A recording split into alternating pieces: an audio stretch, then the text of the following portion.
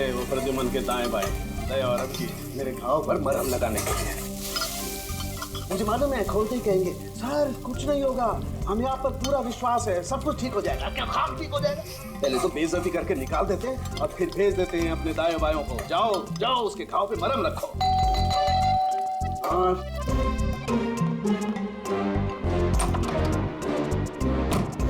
हाय। Morning.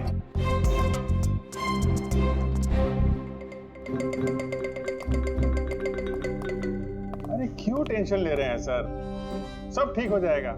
हमें आप पर पूरा विश्वास है सर, हमें पूरा यकीन है आप कोई गलत काम कर ही नहीं सकते, मगर क्या करें, प्रोटोकॉल तो फॉलो करना ही पड़ेगा। देखो मुझे तुम लोगों की सहानुभूति की कतई जरूरत नहीं है, और हाँ तुम्हारे एसीपी साहब की सहानुभूति की भी बिल्कुल जरूरत नहीं है। बच्चा नहीं हूं, रो नहीं रहा। मुझे मालूम है प्रद्युमन अपने उसूलों का बहुत पक्का है, होना भी चाहिए। गुड। सर मैं बहुत शर्मिंदा हूँ, आई एम वेरी सॉरी। आपके सामने एसीपी सर ने मुझे नहीं तारिका, शर्मिंदा होने की कोई जरूरत नहीं। तुम अपने काम पे ध्यान दो, हर चीज को बारीकी से देखना, कोई ना कोई सुराग जरूर मिलेगा। हम जिस चीज को भी छूते हैं अपने निशान छोड़ जाते हैं। Remember, every contact leaves a trace behind.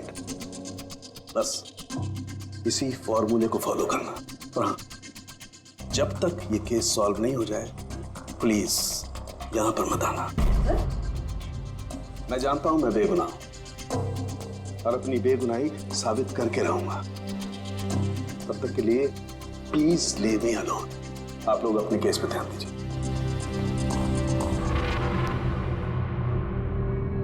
बात कर रहे हैं मामला। वैसे सर खाने में क्या बना है, भूख बहुत लग रही है।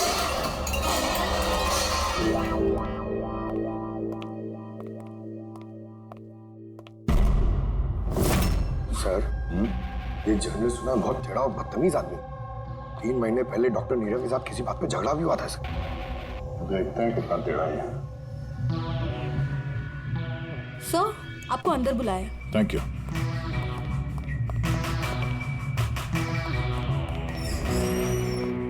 अरे वाह, नसीब हमारे, आज तो सीआईडी टीम के सीनियर इंस्पेक्टर दया से मुलाकात हो ही गई। आइए आइए बैठिए बैठिए। हम यहाँ बैठने नहीं आए। अरे ऐसी भी क्या बेरुखी है जनाब। चलिए जाने दीजिए, छोड़िए। ये बताइए कि क्या लेंगे, चाय कॉफी ठंडा? ठंडा ठंडा वंडा नहीं पीते हम लोग।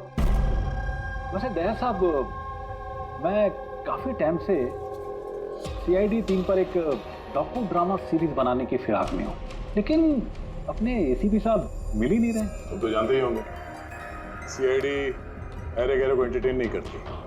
आप सीधे मुद्दे की बात करें।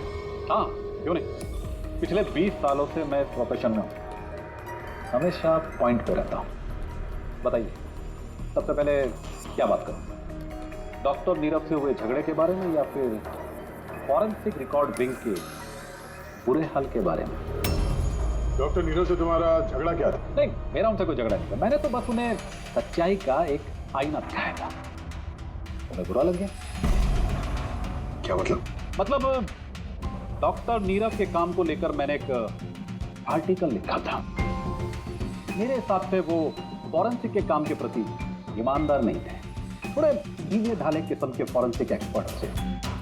इसलिए उन्होंने मेरे खिलाफ मानहानि का केस भी किया।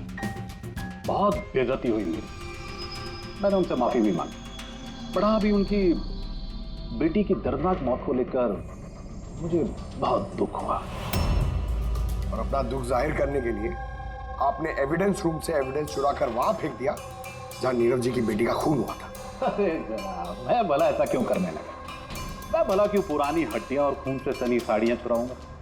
तो वहाँ एविडेंस विंग में क्या देखने गए थे? फॉरेंसिक लैब से एविडेंस कैसे चुराया जाता, मैं ये देखने गया था। मैं आप लोगों की लापरवाही देखने गया था। खैर अब जाने दीजिए, ये सब बताने की कोई जरूरत नहीं। अब तो आप लोगों को भी पता चल ही गया होगा। देखिए ज्यादा भाषण मत दीजिए आप, जितना जितना पूछा जाए उतना जवाब दीजिए बस। क्यों? जब खुद पर बात आई तो मेरे से लग गई। आप लोगों के पास इस बात का जवाब है कि किसने कैसे फॉरेंसिक लैब से एविडेंस को चुराया होगा? मुझे तो लगता है कातिल आप लोगों की कमियां दिखाना चाहता है। खैर जाने दीजिए, अब ये बताइए कि ये सीआईडी पर डॉकू ड्रामा सीरीज कब स्टार्ट करो? सर, इन्हें ब्यूरो लेके चलते हैं। लगता है ये सही जवाब वही देंगे। उसके लिए लंबा चौड़ा प्रोसीजर लगता है, और वैसे भी सबूत भी तो होना चाहिए ना, क्यों दया साहब? और जल्द मिलते हैं। प्रोसेस पूरा करके सारे एविडेंस लेके आएंगे और तब बात करते हैं सीआईडी पे डॉक्यू ड्रामा बनाने की। हाँ?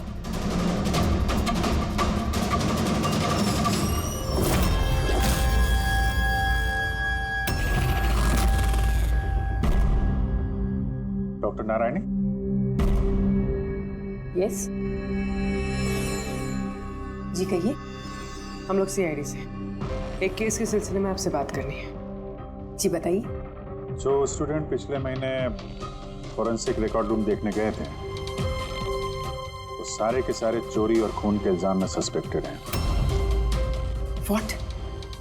ऑफिसर, आपकी जरूर कोई गलतफहमी हो रही है। हमारे स्टूडेंट ऐसा कभी नहीं कर सकते हैं। हम भी यही उम्मीद करते हैं कि उन्होंने नहीं किया होगा, मगर खून तो हुआ है और इल्जाम उन्हीं पे है। देखो, हमारे बच्चे सिर्फ एजुकेशनल टूर के लिए वहां पर गए थे और आप लोग उन पे शक कर रहे हैं। हमारा काम है केस को सुलझाना और अपराधी को उसके अंजाम तक पहुंचाना। आप उन 10 स्टूडेंट्स को प्लीज बुलाइए, हमें बस उनसे पूछताछ करनी है और उनकी उंगलियों पर निशान लेने। देखिए, आप लोग समझिए, वो लोग स्टूडेंट है। देखिए, हम 3rd डिग्री देके उनको पूछताछ नहीं कर रहे हैं, हम सिर्फ नॉर्मल पूछताछ कर रहे हैं। पर हाँ, उनको कुछ बताइएगा नहीं कि हम किस सिलसिले में उनसे बात करना चाहते हैं। ओके।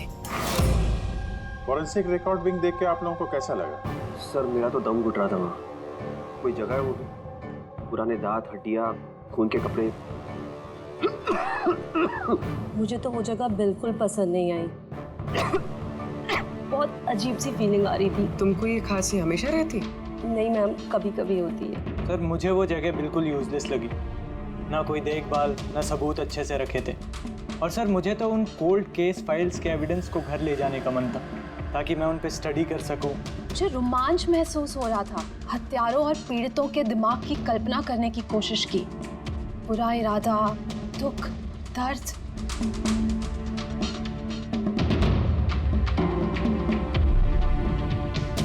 सर, यहाँ तो 9 ही लोग हैं, एक नहीं है। हाँ, वो एक स्टूडेंट आज एब्सेंट है, उसकी तबीयत ठीक नहीं है। कौन है, क्या नाम है? सारिका।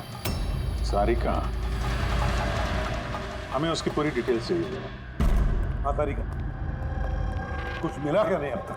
देखो तारिका, हमारे पास वक्त नहीं है। सर, मैं कब से वही ढूंढने की कोशिश कर रही हूँ कि मेरे हाथ में कुछ तो आ जाए, जिससे सालों के सर पे जो इल्जाम लगाए ना वो साफ हो जाए। जो कुछ भी हो, कोई ना कोई तो है जो सांख्य को फंसाने की कोशिश कर रहा है। कौन हो सकता है और फिर क्यों कर रहा है वो ये? सर, तो आपको ये बात पता है, फिर भी आपने सालों के सर को निकाला। तारिका, मैंने सिर्फ वही किया जो कानून ने मुझे कहा। मैं तो सालुंखे को क्या?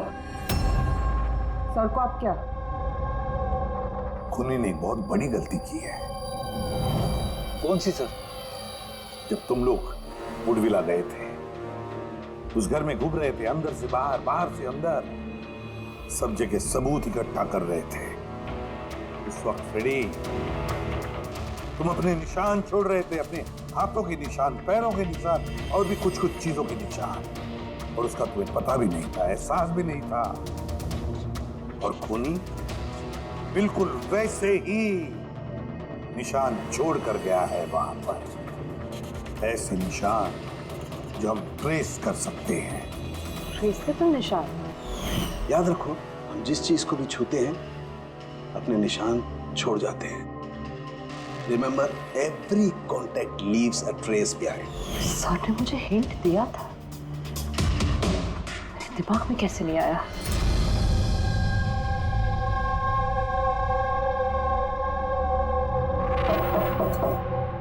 जी कहिए। सारिका कहाँ है? आप लोग? सीआईडी। आप कौन है? सब मेरा नाम रूपाली है। और सारिका? सब वो तो यहाँ नहीं है, कल ही चली गई। कहाँ चली गई? मैम वो अपने घर चली गई। कल वो आई और जल्दी जल्दी उसने अपने सारे बैग्स पैक किए और बहुत जल्दी में थी, इसलिए उसने अपना फोन भी यहीं छोड़ दिया। कोई वजह बताई उसने इतनी जल्दी में घर चली गई? जी सर, वो बता रही थी कि उसके घर का कोई सदस्य बीमार है। क्या? सर फोरेंसिक सेंटर से पता चला है कि सारिका बीमार है और ये बता रही है कि उसके घर का कोई बीमार है। कुछ चक्कर तो है सर। अच्छा रूपाली, ये सारिका का घर कहाँ है? सर कानपुर। कानपुर। और आप लोग साथ में रहते थे? जी सर, हम दोनों रूममेट्स हैं। अच्छा, आप लोग कब से साथ में रहे? ये कोई 8-9 महीने। 8-9 महीने से तो एक दूसरे के बारे में काफी कुछ पता चल जाता है। क्या कैसी लड़की थी सारिका, कुछ बता सकती हैं आप? सर वो तो बहुत अच्छी लड़की है। इनफैक्ट वो अपने काम से काम रखती है, फोरेंसिक इंस्टीट्यूट जाना, वहाँ से वापस आना, यही उसका डेली रूटीन। फोरेंसिक सेंटर, तो वहाँ की कुछ बातें बताती थी वो आपसे? हाँ, फोरेंसिक इंस्टीट्यूट से रिलेटेड कुछ बातें बताती रहती है। जैसे अभी कुछ दिनों पहले वो मुझे बता रही थी कि तुम्हें पता है रूपाली, सबूतों को प्लेस करके ना किसी को भी फंसाया जा सकता है। रियली? लेकिन ऐसा कैसे हो सकता है? अरे बुद्धू, कुछ भी हो सकता है। मैं कर सकती हूँ ना, किसी भी केस को पलटा जा सकता है सिर्फ और सिर्फ सबूतों के दम पर। अब देख मैं कैसे सबका दिमाग घुमाती हूँ। सर, टीना और डॉक्टर सालुंके के केस में भी तो यही हुआ है। और अब ये सारिका फरार है, उसको ढूंढना होगा जल्दी से जल्दी।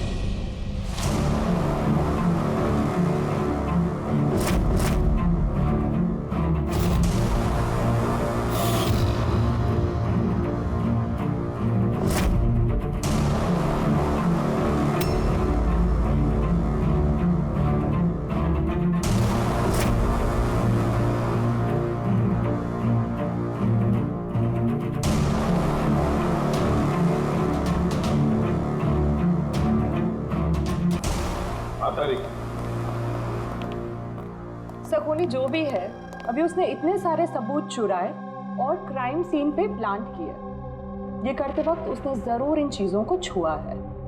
लेकिन डॉक्टर तारिका, तुमने तो कहा था कि फिंगरप्रिंट्स के कोई निशान नहीं मिले, तो फिर इन चीजों को छुआ कैसे? उंगलियों के तो कोई निशान नहीं है, लेकिन मैं ये कहने की कोशिश कर रही हूँ कि इतने सारी चीजें उसने चुराई और क्राइम सीन पर प्लांट।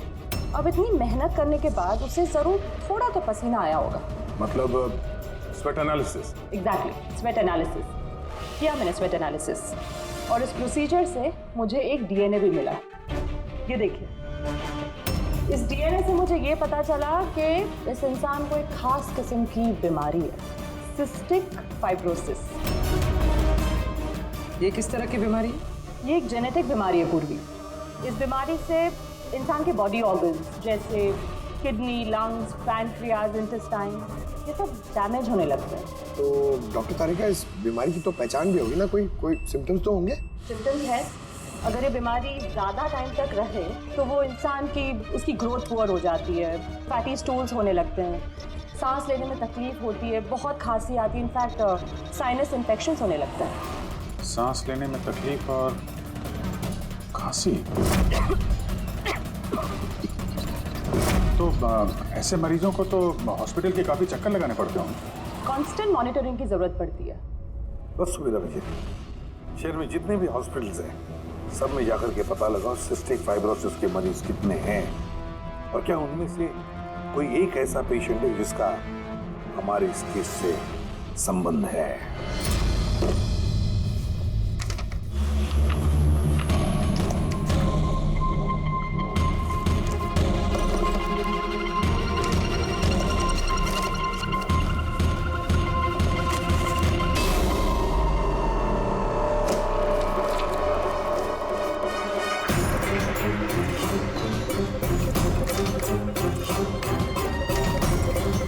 केस में हम लोग साथ साथ हैं। यस। डॉक्टर नीरव की बेटी को मार दिया गया, मुझे सस्पेंड कर दिया गया, तो बचा ललित। अगर ये सब कुछ इस केस की वजह से हो रहा है तो ललित के साथ भी कुछ ना कुछ तो हुआ होगा या कुछ ना कुछ होगा। ललित को ढूंढना पड़ेगा, लेकिन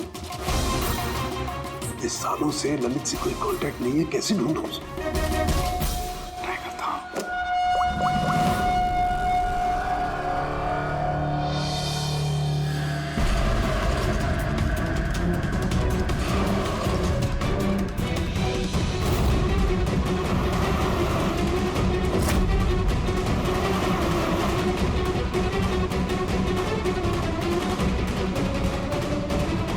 Are you sure?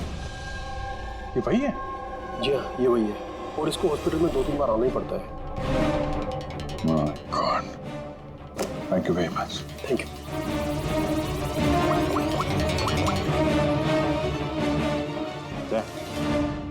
कातिल का पता चल गया है। क्या? डॉक्टर ललित मर गए 5 साल पहले? हाँ सर, आप उनकी बेटी से मिल सकते हैं। कहाँ है उनकी बेटी? मेरी बात हो सकती है? वो तो मुंबई में है सर, सारिका नाम है उसका। सारिका? जी sir. Okay, thank you. Sarika Mumbai में।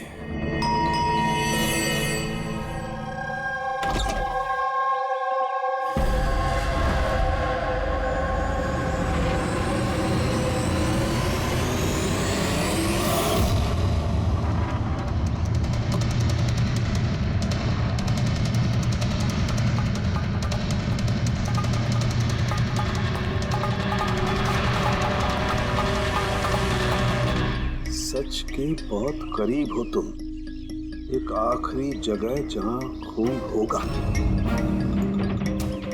इंतजार कर रहा हूं तुम्हारा, वही जहां से ये सब शुरू हुआ था 8 साल पहले।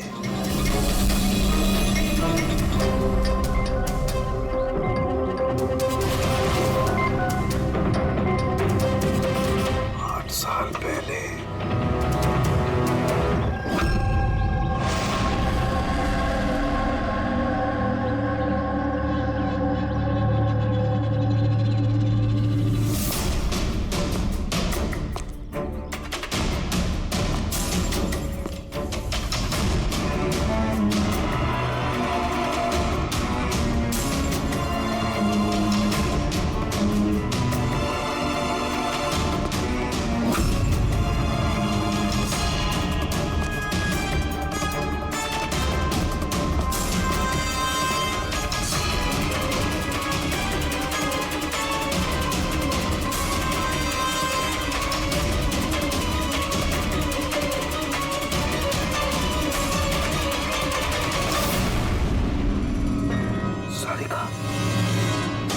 इसे किसने मारा? दुनिया छुट्टी पर चली जाए, लेकिन मेड अगर छुट्टी पर चली गई तो जिंदगी हराम हो जाती है यार। बहुत लेट हो गया। अरे यार, लैब जाने में लेट हो रहा हूँ। ये कौन आ गया इस वक्त यार?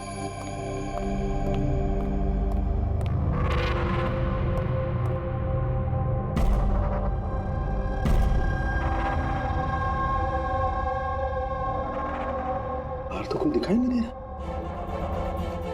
की आवाज तो सुनाई दी थी।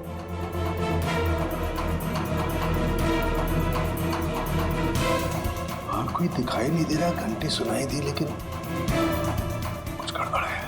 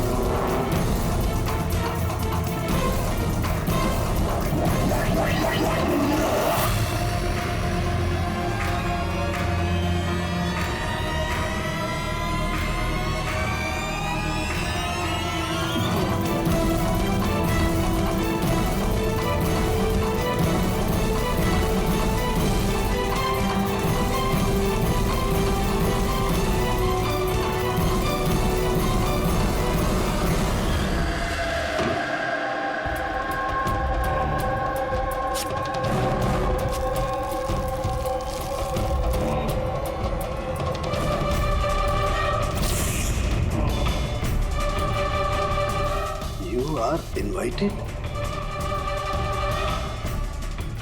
to a murder at 10 Wood Villa, Yali Hills,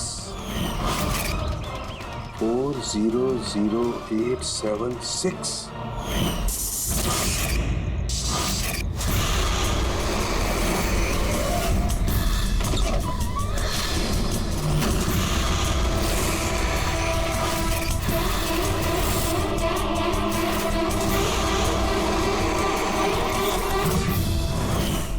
Catch me if you can.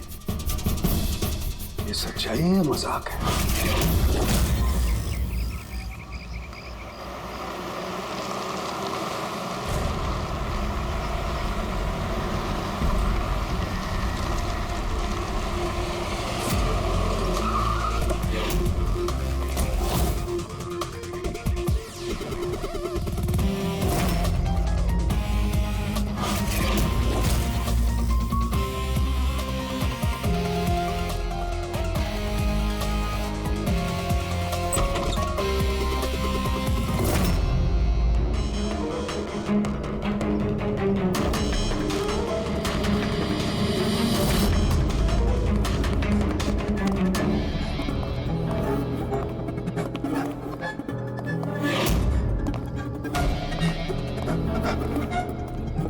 My God.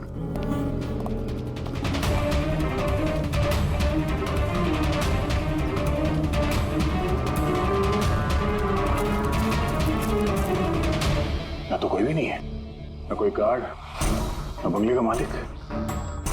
Pankaj, जरा आसपास पता कर, बंगले का मालिक कौन है? जो भी इंफॉर्मेशन मिलती है लेकर आ। कितनी बेरहमी से खून किया है इसका। पूरे शरीर पर चाकू से वार किए हैं और फिर भी जी नहीं भरा तो उंगलियां काट दी। इतना खून तो जो फैला हुआ है इसके गांव का नहीं हो सकता। मतलब सा? मतलब ये पूरी कि जितना खून इस पूरे घर में फैला हुआ है इतना खून तो एक इंसान की बॉडी में होता ही नहीं। कोई आईडी वगैरह नहीं? कौन है ये लड़की? नहीं अभिजीत, कुछ नहीं मिला।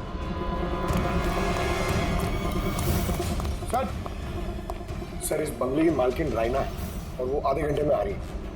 ओके, ठीक है। तब तक एक काम करते हैं, यहाँ पे जितनी भी चीजें हैं, ये प्लाट, कोई सबूत, सब इकट्ठा करते हैं। कुछ भी छूटनी नहीं चाहिए। पता तो चले क्या हुआ यहाँ पे।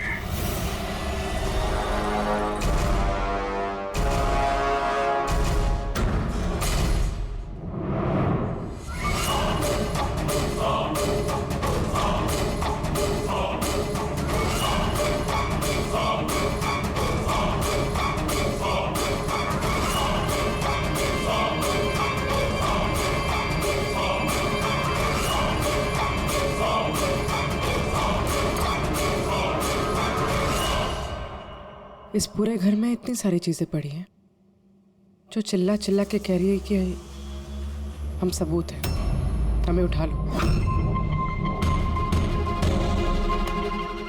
कहीं ये सब प्लांटेड तो नहीं? मतलब खूनी हमारे साथ गेम खेल रहे हैं।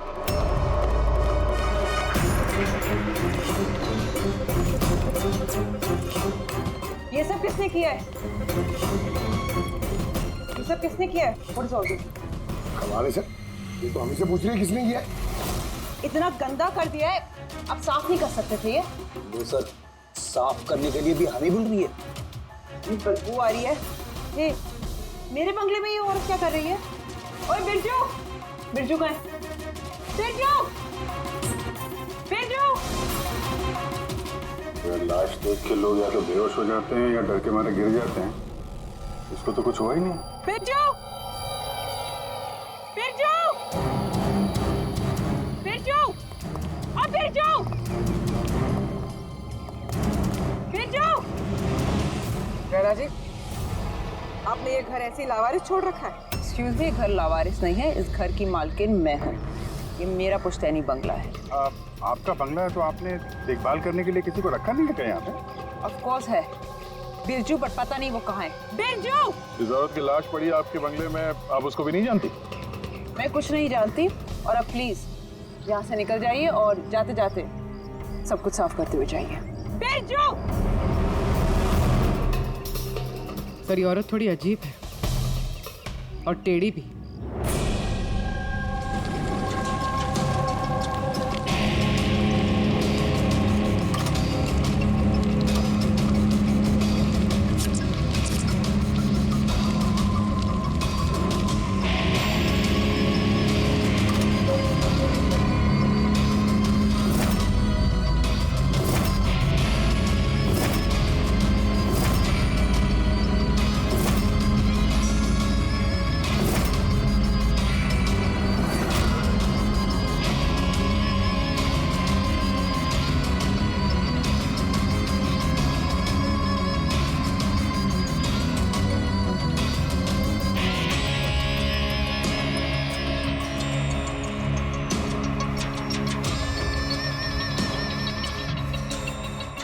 एक केस और 18 सबूत, और कुन्नी ने सबूत ऐसे सजा के छोड़े थे कि बस पूछो मत।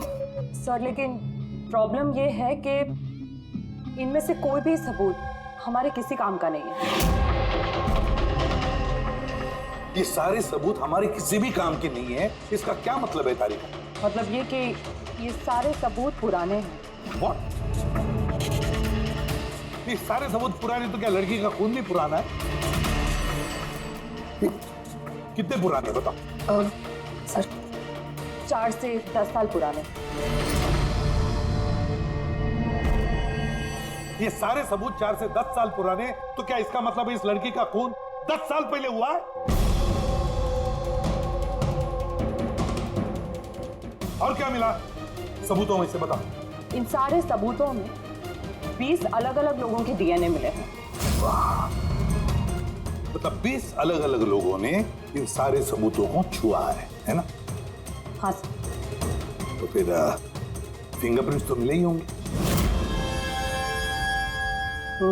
नहीं सर। अब लेकिन सर एक बहुत इंपॉर्टेंट बात पता चली है। क्राइम सीन पे जो इतना सारा खून मिला था, वो खून किसी इंसान का नहीं बल्कि किसी जानवर का था। क्या? डॉक्टर तारिका, इस लड़की के शरीर पे जो खून लगा हुआ था वो भी जानवर का? नहीं, इस लड़की के शरीर पे और इसके कपड़ों पे जो खून मिला था वो इसी का असली खून। लेकिन इसके अलावा वहां पे जो भी चीजें थी वो सारी प्लांट की गई थी। लगभग 20 लोगों के डीएनए और इतने सारे सबूत क्राइम सीन पे आए कहां से सर? वही तो, इतने सारे सबूत, लेकिन हमारे हाथ में कुछ भी नहीं। वाह, आप चुपचाप बैठे रहो, कुछ मत बोलना, हम लोग यहाँ गप्पे लड़ा रहे हैं ना। बॉस, मैं जानता हूं ये सारे के सारे सबूत कहां से आए। पिछले कई सालों में सीआईडी ने जो केसेस सॉल्व किए हैं उसमें से कुछ इंपॉर्टेंट केसेस के इंपॉर्टेंट एविडेंस है ये सारे के सारे। क्या?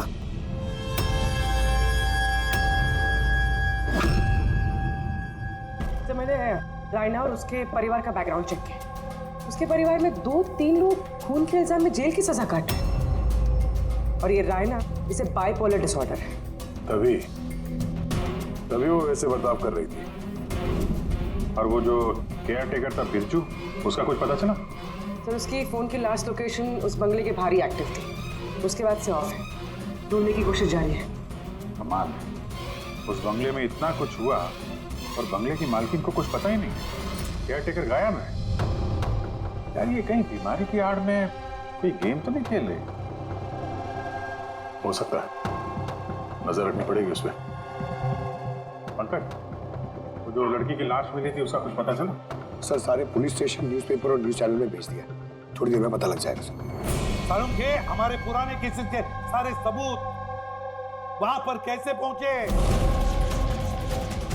चुपचाप बैठ के नहीं चलेगा सारुण, मुझे जवाब चाहिए अभी। तू फॉरेंसिक सर्जन है, इस फॉरेंसिक डिपार्टमेंट का इंचार्ज है, अपनी जिम्मेदारी से भाग नहीं सकते तो बस बताओ जल्दी। अपनी जिम्मेदारी से नहीं भाग रहा हूँ। और नहीं तो क्या? बताओ ना फिर, हमारे पुराने एविडेंस हमारा रिकॉर्ड में से गायब कैसे हुआ? बस एक काम करते हैं, रिकॉर्ड रूम में चल के वहां पूछताछ करते हैं, पता चल जाएगा बस वहां पर क्या गड़बड़ हुई है। प्लीज। इतने सारे सबूत गायब कैसे हो गए? मालूम है ना ये सबूत कितने इंपॉर्टेंट होते हैं? तो फिर आपके होते हुए ये चूक हुई कैसे? कैसे गायब हो गए सबूत? सर, हमारे होते हुए चोरी नहीं होती सर। तो फिर चोरी कब हुई? सर, ये चोरी रात को ही होगी, क्योंकि हम लोग रात को नहीं रहते ना। इसीलिए चोरी हो गई? और आपका क्या कहना है? सर, मैंने डॉक्टर साहब को कितनी बार बोला कि लॉक वगैरह ठीक करवा लीजिए, दरवाजे खिड़कियां ठीक करा लीजिए, सीसीटीवी कैमरा लगवा लीजिए, लेकिन डॉक्टर साहब हमारी सुनते ही नहीं है। और तो और क्या? और क्या? सर, वो पता नहीं किसी को भी ले क्या? सर, वो पता नहीं किसी को भी लेके आ जाते हैं सर, बोलते हैं कि पुराने एविडेंस देखने हैं। किसे लेकर आए थे ये? पिछले 3 महीने पहले किसी को लेकर आ गए, बोले कि क्राइम जर्नलिस्ट हैं, इनको पुराने एविडेंस देखने हैं। बॉस वो एक जर्नलिस्ट था, फॉरेंसिक पर एक आर्टिकल लिखना चाहता था, मुझसे रिक्वेस्ट की, मैंने उसे परमिशन दे दी बस। देख सामने तो अच्छी तरह से जानता कि यहाँ किसी भी बाहर के आदमी को अंदर आना मना है, और तू जर्नलिस्ट को यहाँ लेकर आया। सर, पिछले महीने भी सर कॉलेज के स्टूडेंट को लेकर आए थे, उन्हें भी पुराने एविडेंस दिखा रहे थे, तो हो सकता है कि उनमें से किसी ने चोरी की हो। नहीं बॉस, ऐसा नहीं हो सकता। वो तो फॉरेंसिक के स्टूडेंट थे, बेचारे मुझसे परमिशन मांग रहे थे, सर हम स्टडी करना चाहते हैं, कुछ प्रैक्टिकल देखना चाहते हैं, कुछ सीखना चाहते हैं, सर प्लीज परमिशन दे दीजिए। मैंने उन्हें परमिशन दे दी बस। बॉस, मैं एक रेस्पॉन्सिबल इंसान हूँ बॉस, आफ्टर ऑल ये मेरा अधिकार भी तो है यार। देख सारुखी, सीआईडी को लुटवाने का तुझे कोई अधिकार नहीं है, समझे? और तो और यहाँ कोई कॉलेज खोल के नहीं रखा है फॉरेंसिक सिखाने के लिए। तुम स्टूडेंट्स को यहाँ ला कैसे सकते हो? किसके परमिशन से लाया तुमने? देख सारुखी, अच्छी तरह से याद रख, इस रिकॉर्ड रूम में कोई भी नहीं आ सकता। ना मैं ला सकता हूँ, ना तुम ला सकते हो, ना ये ला सकता, फिर वो चाहे अपने परिवार वाला हो, कोई दोस्त हो। हाँ अभिजीत।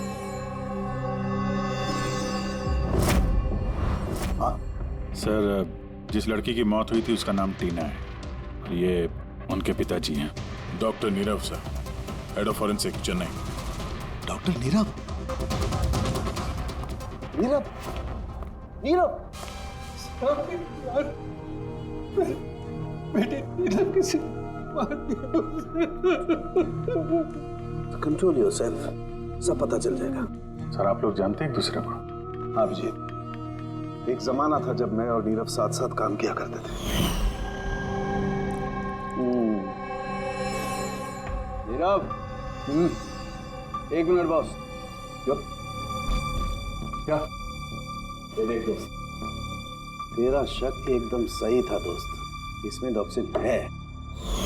डॉक्टर नीरव, जरा बताइए, आखिरी बार आपने अपनी बेटी टीना से कब बात की थी? कब देखा था उसे? एक्चुअली वो कॉलेज के हॉस्टल में रहती थी, 2 दिन पहले से बस गायब हो गई थी। नीरव हौसला रखो नीरव, जिसने भी किया है ना वो पकड़ा जाएगा। मैं पता लगाऊंगा नीरव, मैं पता लगाऊंगा किसने किया ये। नहीं सारुखी,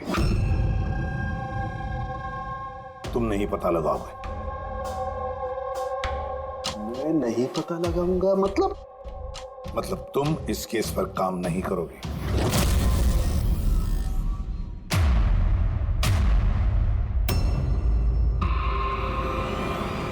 क्यों? क्योंकि तुम्हारी लापरवाही की वजह से फॉरेंसिक रिकॉर्ड रूम में से सबूत गायब हो गए। You are suspended Sarukhi, till further notice.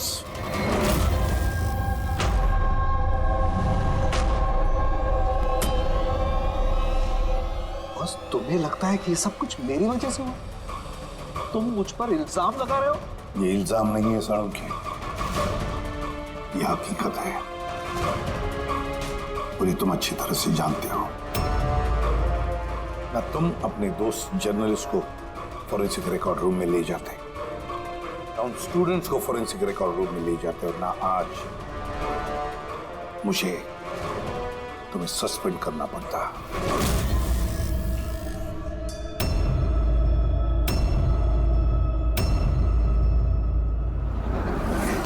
यार, नीरव को मेरी जरूरत है, इस केस को मेरी जरूरत है यार, प्लीज। नहीं साळुंखे। सर आपने मुझे बुलाया? डॉक्टर तारिका, अब से तुम डॉक्टर नीरव की बेटी टीना की केस हैंडल करोगे। मैं? हाँ। लेकिन सर।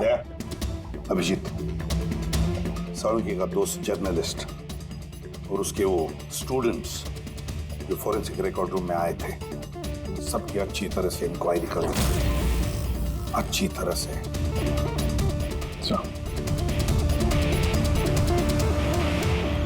डॉक्टर साहब, सर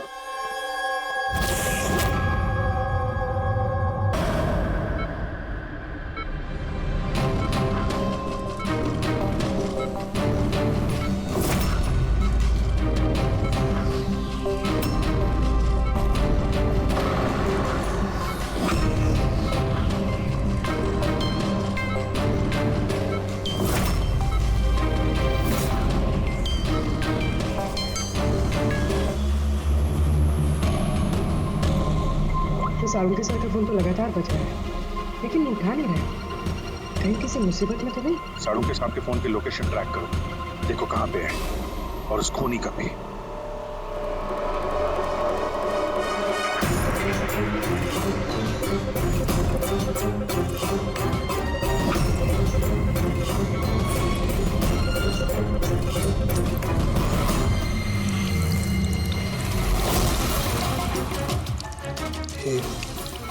ये क्या कर रही हो? तुम्हारी मौत धीरे धीरे और बहुत ही दर्दनाक।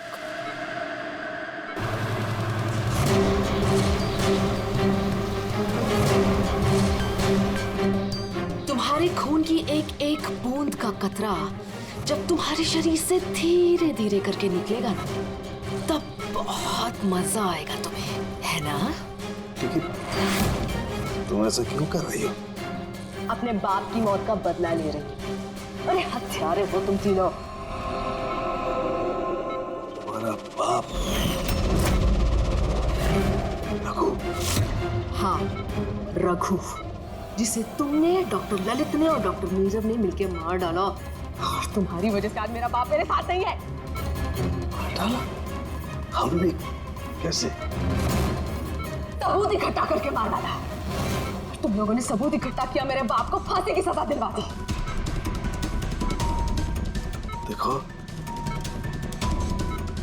देखो, सबूत इकट्ठा करना, सजा दिलवाना, ये फॉरेंसिक का काम है। काम है? बेशक बेशक ये तुम लोगों का काम है, लेकिन तुमने मेरे बारे में तो नहीं सोचा ना, उस बेटी के बारे में जिससे उसका बाप छिन गया। मेरे बाप की मौत के बाद मैं सदमे में आ गई थी, और सदमे से बाहर आने के बाद मैंने सोच लिया था, ठान लिया था कि मैं तुम तीनों को तुम्हारे किए की सजा देकर रहूंगी। तो इसीलिए तुमने टीना को मार डाला? हाँ, मार डाला मैंने उसको, क्योंकि मुझे मालूम था कि डॉक्टर ललित 5 साल पहले ही मर गए हैं। और जहां तक रहा तुम्हारा और डॉक्टर नीरव का सवाल, तो मुझे मालूम था कि डॉक्टर नीरव अपनी बेटी टीना से बहुत ज्यादा प्यार करते हैं। टीना के मरने के बाद वो तो अपने आप ही मर जाएंगे, और तुम, जहां तक रहा तुम्हारा सवाल, तुम अपने फॉरेंसिक से बहुत प्यार करते हो। जब वहां से तुम्हें धक्के मार के बेइज्जत करके बाहर निकाल दिया जाएगा, तब तो तुम अपने आप ही मर जाओगे। लेकिन सारिका ने क्या बिगाड़ा था?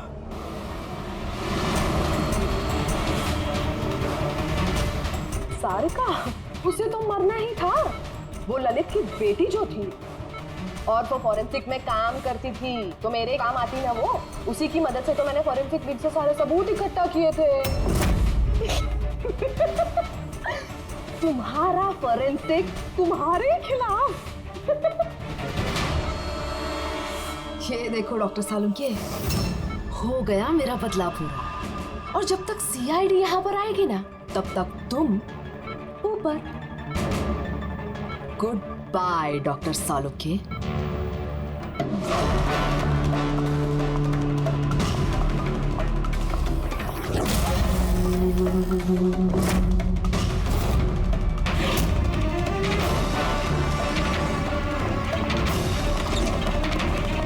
रूपाली, खेल खत्म तुम्हारा। मेरा खेल खत्म और सालुंके का भी। बचा सकते हो ना तुम लोग, तो बचा लो। खून का कर्ज हो गया अब तो बॉस तुम्हारा मुझ पर। मेरा कर्ज नहीं हुआ है खून का तुम्हारे ऊपर। ये तो वो कर्जा है जिन लोगों को तूने फांसी पर लटकाने में मदद की ना हमारी, वो कर्जा है। अब चुका दे। अच्छा सुन, बहुत आराम हो गया, सीधे काम पर चल। अच्छा जल्दी से ठीक हो जाइए। तारिका अकेली मुर्दों से बातें कर रही है। ओहो तारिका, अभिजीत को तुम्हारी बड़ी फिक्र है भाई। देखो भाई, अब एक हफ्ते तो मैं यहाँ से हिलने वाला नहीं हूँ बॉस। एक काम करो ना, तब तक तारिका से काम चला लो। अच्छा ये आराम करिए आप। Silence please. हाँ, सालों के साइलेंस, चुप।